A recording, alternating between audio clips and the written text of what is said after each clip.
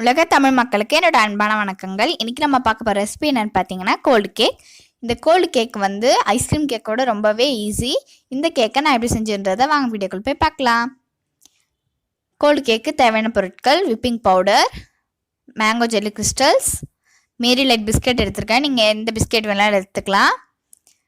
Mango emulsion, அதுக்கப்புறம் வந்து melt பண்ணி வச்சுருக்க டார்க் சாக்லேட். இப்போ நம்ம எப்படி செய்கிறன்றதை பார்த்துடலாம். அதுக்கு இந்த மாதிரி ஒரு பவுலில் நம்ம எடுத்து வச்சுருக்கோம்ல பிஸ்கெட் ஆட் பண்ணிடலாம். இப்போ நம்ம குட்டி குட்டி பீசஸாக உடச்சி விட்றலாம்.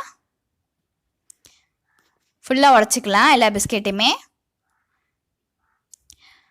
உடச்சாச்சு. இப்போ நம்ம இதில் மெல்ட் பண்ணி வச்சுருக்கோம்ல டார்க் சாக்லேட் ஆட் பண்ணிவிட்டு நல்லா மிக்ஸ் பண்ணிக்கலாம். இந்த மிக்சர் வந்து ஓரளவுக்கு திக்காக தான் இருக்கும்.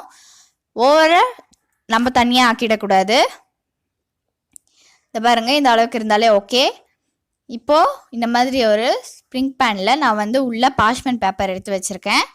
இப்போ நம்ம செஞ்சு வச்சுருக்கோம்ல அந்த பிஸ்கெட் அதுக்கப்புறம் சாக்லேட் மிக்சரை உள்ளே ஆட் பண்ணிடலாம்.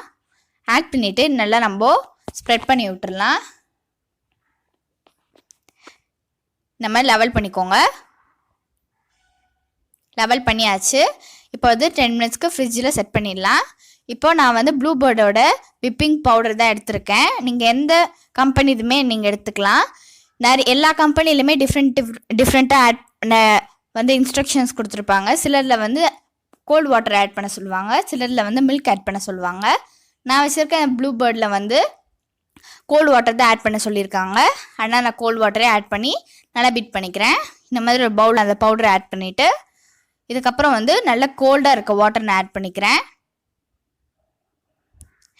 ஆட் பண்ணிவிட்டு இது வந்து ஒரு க்ரீமி கன்சிஸ்டன்சி வர இருக்கும். நம்ம கொஞ்சம் கொஞ்சமாக கோல்டு வாட்டர் ஆட் பண்ணி பீட் பண்ணிக்கலாம். நல்லா வாட்டர் ஆட் பண்ணி ஓவராக வாட்டர் ஆட் பண்ணிடக்கூடாது அதுக்குன்னு. இந்த பாருங்கள், இந்த அளவுக்கு இருந்தாலே ஓகே. இப்போ நம்ம ஒரு 10 மினிட்ஸ்க்கு ஃப்ரீசரில் வச்சு எடுத்துடலாம். 10 மினிட்ஸ் ஆகிடுச்சு. இப்போ நம்ம பீட் பண்ணிடலாம் பீட்டர் வச்சு. ஃபஸ்ட்டு வந்து நம்ம நார்மலாக பீட் பண்ணிக்கலாம். அதுக்கப்புறமா கொஞ்சம் கொஞ்சமாக பவுடர் சுகர் ஆட் பண்ணி பீட் பண்ணிக்கலாம். இந்த மாதிரி ஃபஸ்ட் நம்ம நார்மலாக பீட் பண்ணிவிட்டு அதுக்கப்புறம் ஒரு 2 டேபிள் ஸ்பூன் வந்து நம்ம பவுடர் சுகர் ஆட் பண்ணி பீட் பண்ணிக்கணும். இப்போ ஒரு 2 tablespoon powder sugar add பண்ணிடலாம். ஆட் பண்ணிவிட்டு இதையும் சேர்த்து நல்லா பீட் பண்ணிடலாம். பாருங்கள், நல்லாவே ஃப்ளஃபினஸ் ஆகிடுச்சு. இப்போ இந்த மாதிரி தான் இருக்க கன்சிஸ்டன்சி. இப்போ நம்ம எடுத்து வச்சுருக்கோம்ல அந்த mango crystals, jelly crystals add பண்ணிடலாம். நீங்கள் வந்து எந்த ஃப்ளேவர் வேணாலும் ஆட் பண்ணிக்கலாம். நீங்கள் எந்த ஃப்ளேவரில் ஜெல்லி கிறிஸ்டல்ஸ் ஆட் பண்ணுறீங்களோ அதே ஃப்ளேவரில் வந்து எமல்ஷன் யூஸ் பண்ணிக்கோங்க. இதையும் சேர்த்து நல்லா பீட் பண்ணிடலாம். இது கூடவே நான் இன்னும் கொஞ்சம் எமல்ஷன் ஆட் பண்ணுறேன். இது ஏன்னா கலருக்கும் அதே மாதிரி இன்னும் கொஞ்சம் ஃப்ளேவருக்கும் ஆட் பண்ணுறேன். ஆல்ரெடி அதில் ஃப்ளேவர் இருக்கிறதுனால கொஞ்சமாகவே எமல்ஷன் ஆட் பண்ணிக்கோங்க.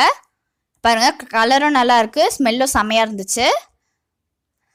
பீட் பண்ணியாச்சு. இந்த அளவுக்கு தான் இருக்குது இப்போ இந்த கன்சிஸ்டன்சி. 10 மினிட்ஸ் ஆகிடுச்சு. இந்த க்ரஸ் நல்லாவே வந்து செட் ஆகிடுச்சு. இப்போ நம்ம செஞ்சு வச்சுருக்கோம்ல அந்த விப்பிங் க்ரீம் வந்து உள்ளே ஆட் பண்ணிவிட்டு இது நம்ம நல்லா ஸ்ப்ரெட் பண்ணி அதே மாதிரி லெவல் பண்ணி விட்டுறலாம். இந்த மாதிரி நல்லா லெவல் பண்ணிக்கோங்க. லெவல் பண்ணியாச்சு. இது மாதிரி நான் கொஞ்சம் double layered choco chips add பண்ணுறேன். சாக்கோ சிப்ஸ் மட்டும் இல்லை, நீங்கள் கார்னிஷிங்க்கு என்ன வேணாலும் யூஸ் பண்ணலாம். இது வந்து நல்லா க்ரன்ச்சினஸாக இருக்கும். நான் இதை ஆட் பண்ணுறேன். இதை ஆட் பண்ணிவிட்டு நல்லா டெக்கரேஷன் பண்ணியாச்சு. இப்போ நம்ம ஒரு 8 ஹார்ஸ்க்கு ஃப்ரீசரில் வச்சு செட் பண்ணி எடுத்துக்கலாம். அப்போ நல்லா நம்மளோட கோல்டு கேக் ரெடி ஆகிடும். 8 ஹார்ஸ்க்கு ஃப்ரீசரில் வச்சு எடுத்துடலாம். 8 ஹார்ஸ் ஆகிடுச்சு. இப்போ நம்ம அன்மோல்ட் பண்ணிடலாம். பார்த்து அன்மோல்ட் பண்ணுங்கள், ஏன்னா சைடில் ஒட்டிகிட்ருக்கோம். வாவ், செம்மையாக இருக்குது பாருங்கள். இதோட லேயர்லாம் பக்காவாக வந்திருக்கு. இப்போ நம்ம ஸ்லைஸ் பண்ணிடலாம்.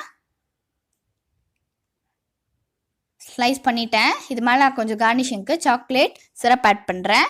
இதோட டேஸ்ட் வந்து செம்மையாக இருந்துச்சு, செம்ம யம்மியாக இருந்துச்சு. இப்போ வந்து நம்ம இதை டேஸ்ட் பண்ணி பார்த்துடலாம். வாவ், செம்மையாக இருக்குது பாருங்கள் இதோட லேயர்லாம். யம்மி. இந்த வீடியோ உங்களுக்கு பிடிச்சிருந்தா லைக் பண்ணுங்கள், ஷேர் பண்ணுங்கள், மறக்காமல் கமெண்ட் பாக்ஸில் கமெண்ட் பண்ணிவிடுங்க. பாய்.